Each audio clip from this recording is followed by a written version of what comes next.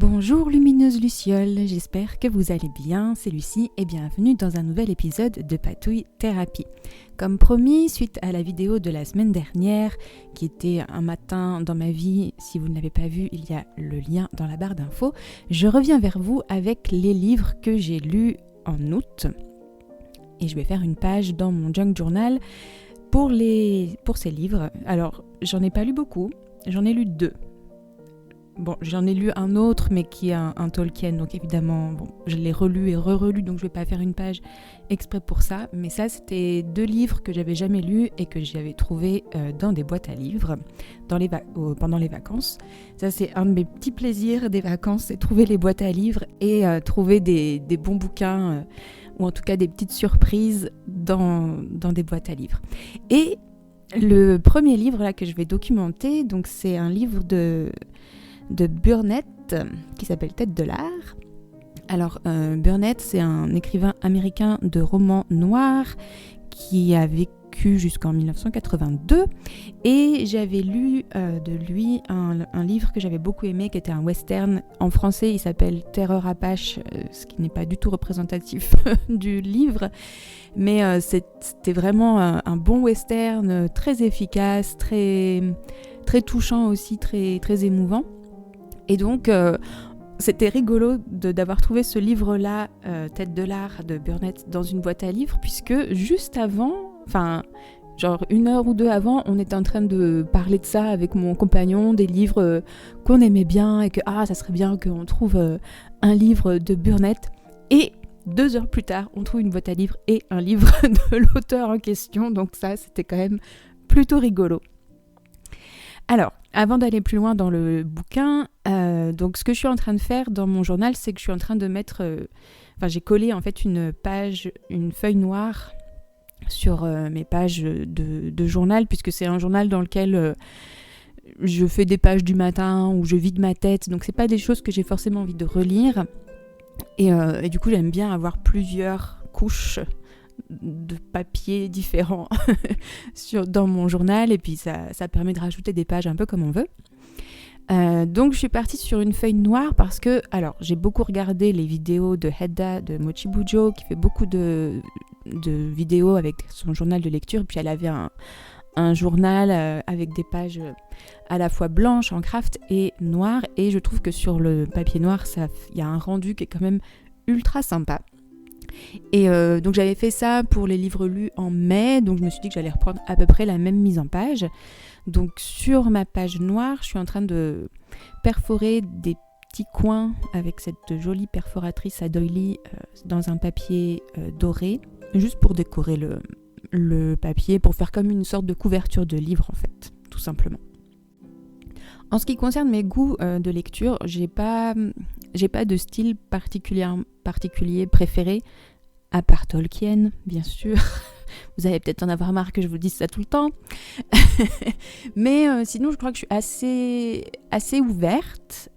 J'ai pas de choses que je déteste ou de choses que j'adore en particulier. J'ai des phases et je suis, je pense, une lectrice émotionnelle. Donc, si je suis dans une phase où je suis pas, où je suis un peu stressée, où c'est un petit peu la tempête dans ma tête, je vais retourner vers des livres un peu de magie, un peu fantastique, un petit peu cosy, ou vers des livres comme les Sœurs Brontë. J'ai lu en juillet Les Hauts de Hurlevent. C'était la première fois que je le lisais. J'ai adoré. J'ai trouvé ça vraiment très cucu. Et en même temps, très noir, très... très, très sombre. J'ai trouvé ça vraiment chouette. Donc, le livre là que j'ai lu de Burnett, c'est pas le genre de bouquin vers lequel j'irais...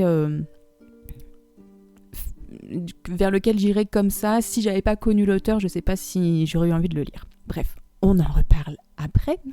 Puisque donc sur ma page, j'ai réussi à trouver un petit sticker qui me restait depuis très très longtemps. Du coup, j'ai mis une petite image d'un clair de lune que j'ai découpé de manière approximative pour que ça rentre dans le cadre. Et ensuite, j'ai écrit mon titre.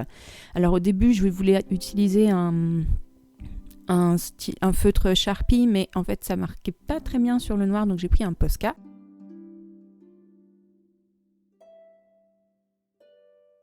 Et ensuite, je me suis amusée avec un stylo à paillettes à faire le contour de chaque lettre.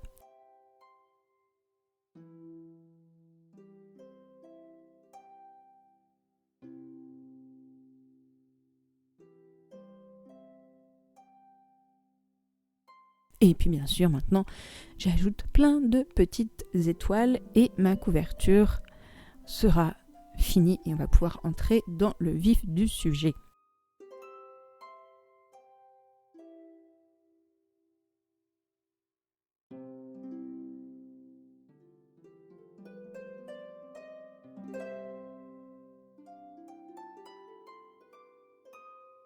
Donc pour refaire ma page, j'essaye de reprendre cette même mise en page que j'avais faite pour les livres du mois de mai, qui est une mise en page que je trouve assez simple. J'ai ces petits papiers de Galaxy.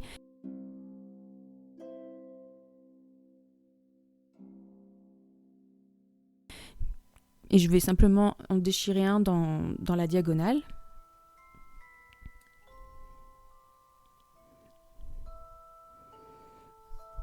Ce qui va me permettre d'habiller les coins, donc le coin gauche en haut et le coin droit en bas.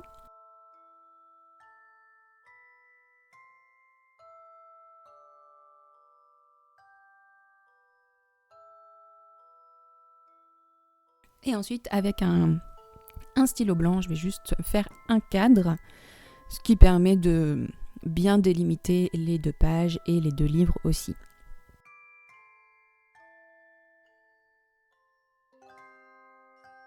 Donc j'avais ce petit dessin qui est complètement inspiré des illustrations de Marigona Sully Art, donc qui est une jolie petite bibliothèque. Donc je vais m'amuser à la colorier. Donc ça sera, je vais l'utiliser comme un sticker en fait. Donc ce fameux livre Tête de l'art, c'est une espèce de roman de gangster, mais pas vraiment. Il est très efficace, même si j'avoue que les premiers chapitres, j'ai eu du mal à me mettre dedans, mais en même temps, c'était les chapitres où il fallait apprendre à connaître les personnages, même si au tout début, on ne sait pas très bien où ça va. Et puis en fait, tout au long du bouquin, comme c'est un livre de gangster, plus ou moins, je veux dire, on suit en fait 2 personnages principaux. Un petit bandit qui a fait des petites choses pas non plus hyper gravissimes, juste du petit vol de voiture, des petites bagarres, mais sans grosse gravité. Enfin, c'est pas le gangster abominable. Et on suit un autre personnage qui est un personnage politique très riche. Et en fait, ces 2-là se rencontrent en prison et l'homme politique se prend d'amitié pour le gangster et lui propose un travail. Et donc, l'histoire, en fait, c'est la vie de ce petit gangster dans la maison de l'homme politique qui est très très riche. Et donc, pour le gangster, c'est une sorte de nouvelle vie un petit peu posée, rangée, qui s'ouvre devant lui. Et donc pendant tout le long du livre, en fait, on suit les pérégrinations de ces deux protagonistes. Et du coup, c'est intéressant. Il y a des choses qui sont intéressantes en termes de vie sociale aux États-Unis à une certaine époque. Et puis c'est super bien raconté, donc on se prend vraiment, on aime être avec ces personnages. Et donc on se dit, bon bah ça va, la vie est tranquille, et puis évidemment, il se passe un truc. Et ça va très vite, c'est genre les 2 derniers chapitres. Et je sais pas si vous avez remarqué dans la vidéo de la semaine dernière, où en fait je l'ai dévoré avec vous, j'étais en train de filmer pendant que je lisais, et en fait je l'ai fini à ce moment-là. Et je sais pas si vous avez vu la tête que j'ai faite à la fin. Mais bon voilà, c'était pas forcément qu'il y avait un énorme twist ou une énorme surprise. Je veux dire, c'est des choses où on se dit « Ah, quand est-ce que ça va basculer ? Quand est-ce que ça va basculer ?» Et en fait, c'est vraiment à la fin. On se dit « Ah non !» Et voilà, donc c'était un bon moment. Je trouve que c'était... Encore une fois, c'est Burnett, c'est toujours hyper bien amené et c'est toujours très efficace. Moi, j'aime bien les livres qui passent pas par 4 chemins et qui sont à la fois efficaces et en même temps qui disent plein de choses avec pas beaucoup de mots. Ce qui est très différent de Tolkien. Donc là, sur ma mise en page, donc de la page de gauche, j'ai fait un petit collage donc avec ma bibliothèque. J'ai utilisé des petits œillets, j'aime bien utiliser ça. Je les ai un peu colorés avec de l'encre pour faire juste un petit effet. Voilà, je sais pas exactement ce que ça apporte, mais c'est pas grave.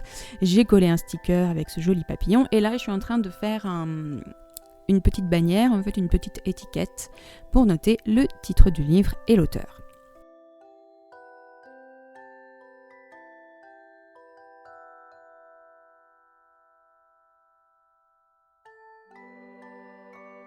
Et donc là, je reprends mon livre en fait pour noter des informations en termes d'édition, donc le titre original, la date de publication et le traducteur et le nombre de pages.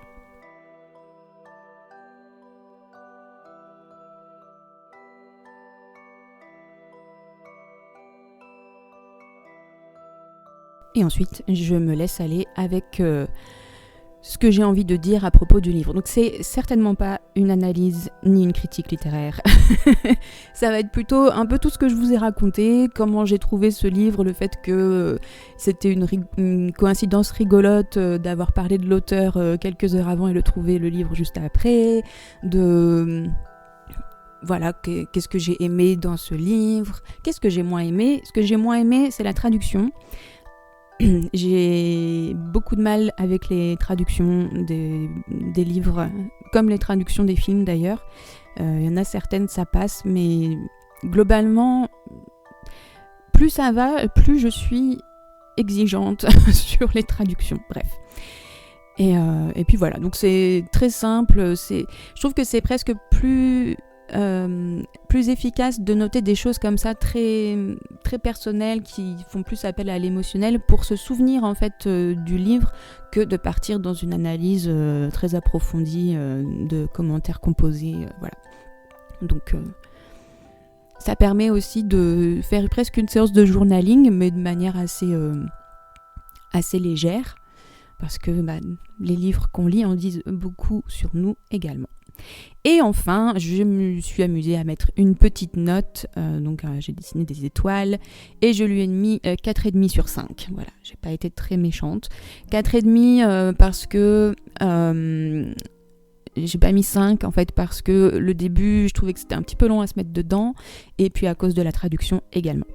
Et voilà pour ce livre. Et maintenant, on passe à un autre livre complètement différent, La Révolte des nonnes de Régine Desforges. Donc c'est aussi un livre que j'ai trouvé dans une autre boîte à livres. Cette fois-ci c'était dans un arrêt de bus. Alors je trouve ça génial que des gens aient eu l'idée de mettre une boîte à livres sur un arrêt de bus. Un arrêt de bus de ramassage scolaire en fait. Donc sur une route de campagne. Et j'ai trouvé pas mal de livres dans cette boîte à livres, notamment celui-ci. Donc je ne sais pas si vous connaissez Régine Desforges, moi je ne la connaissais pas du tout, mais apparemment ce serait elle qui a écrit La bicyclette bleue, qui avait été adaptée en série avec Laetitia Casta. J'ai jamais regardé ce truc-là, ça c'est mon compagnon qui me l'a dit apparemment. Bref, elle est assez connue pour des romans peut-être plus romantiques. Et donc là c'est un roman historique, ça se passe au VIe siècle. Donc au royaume des Francs. Alors j'ai dû revoir toute l'histoire des Mérovingiens et c'est très compliqué puisque c'est plein de petits royaumes de rien du tout. Donc là ça se passe à Poitiers et en fait j'ai adoré ce bouquin, je l'ai dévoré. Déjà parce que j'aime beaucoup les romans historiques et en plus ce livre est sur un fond d'histoire fantastique. Ça parle beaucoup de la vie des femmes, et notamment des nonnes au VIe siècle. Ça parle notamment de Sainte Radegonde, qui a fondé un monastère. Et voilà. Et j'ai trouvé ça vraiment très intéressant, surtout que c'est basé sur une histoire réelle. Sur des faits réels qui ont été rapportés par l'évêque de Tours, qui ont été consignés dans des manuscrits. Et notamment, il y a vraiment eu une révolte dans ce monastère à Poitiers de certaines nonnes qui étaient en désaccord avec l'abbesse qui avait succédé à sœur Agnès, qui était une très proche, elle n'est pas parente, mais une âme spirituelle de Sainte Radegonde. Et voilà, il y a eu toute une petite révolte, et donc Régine Desforges a brodé autour de ça, et j'ai adoré. C'est très, très dynamique, c'est parfois croustillant, c'est des fois très dérangeant, et en même temps c'est très beau. Donc voilà pour ces livres que j'ai lus en août. N'hésitez pas à me dire quel livre vous avez lu, ou si vous avez des recommandations de lecture pour l'automne. Je suis preneuse parce que j'avoue que des fois je tourne un peu en rond. Peut-être avez-vous compris.